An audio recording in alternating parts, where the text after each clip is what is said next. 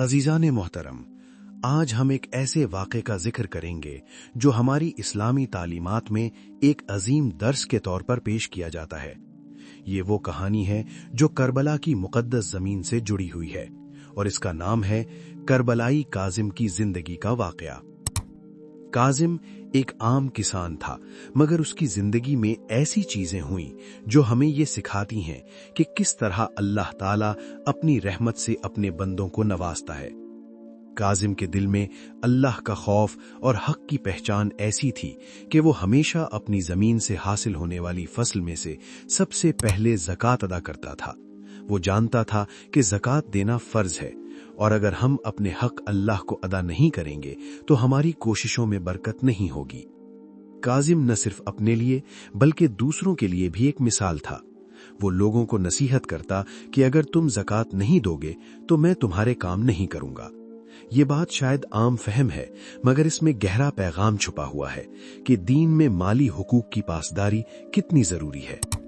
एक दिन काजिम इमाम ज़ादा के पास बैठा हुआ था, जो इमाम की औलाद में से थे। अचानक वो सो गया और ख्वाब में देखा कि दो नूरानी शख्सियात उसके पास आईं और कहा, काजिम, कुरान की तिलावत करो। लेकिन काजिम ने अर्ज किया कि मुझे कुरान पढ़ना नहीं आता। तब ख्वाब में आए दो शख्सों में से किसी एक ने उसके सीने पर हाथ रखा और कहा, अब पढ़ो। और अल्लाह के फजल से काजिम को कुरान हिफ्ज हो गया और वो बुलंद आवाज से कुरान पढ़ने लगा। जब काजिम जागा तो वो अपनी याददाश्त पर हैरान था कि कुरान वाकई उसके जहन में महफूज हो चुका था।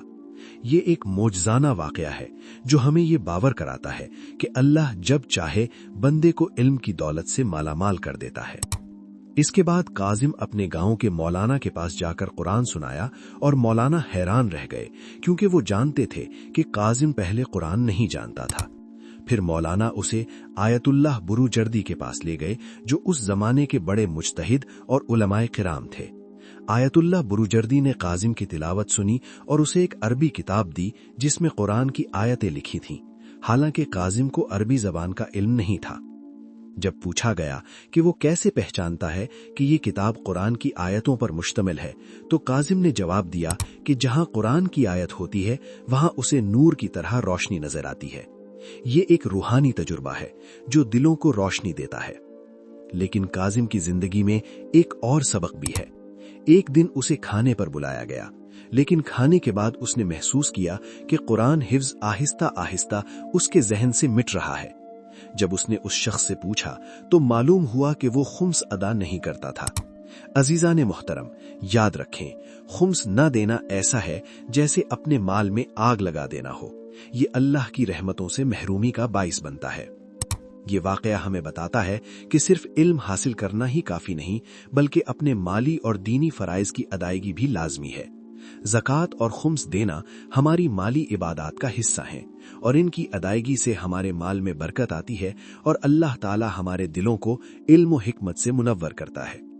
करबलाई काजिम का मकबरा आज भी कुम नौ कब्रिस्तान में मौजूद है, जो हमें याद दिलाता है कि अल्लाह की रहमत और बंदे की मेहनत के बगैर कामयाबी मुमकिन नहीं। लिहाजा हमें चाहिए कि हम अपने माल और दौलत की हकदारी को पहचानें, अपनी जिम्मेदारियों को पूरा करें और अल्लाह ताला की रजा की तलाश में अपनी जिंदगी गुजारें। अल्लाह हम सबको कुरान की रोशनी अता फरमाए, हमारे दिलों को रोशनी बख्शे और हमारे माल और दौलत में बरकत दे। आमीन। अगर आपको ये वीडियो पसंद आई हो और आप ऐसे मजीद इल्म और हिकमत से भरपूर वाकयात सुनना चाहते हैं तो हमारे चैनल को सब्सक्राइब करना न भूलें। आपका ताउन हमें ऐसे नेक काम जारी रखने की तौफीक देता है।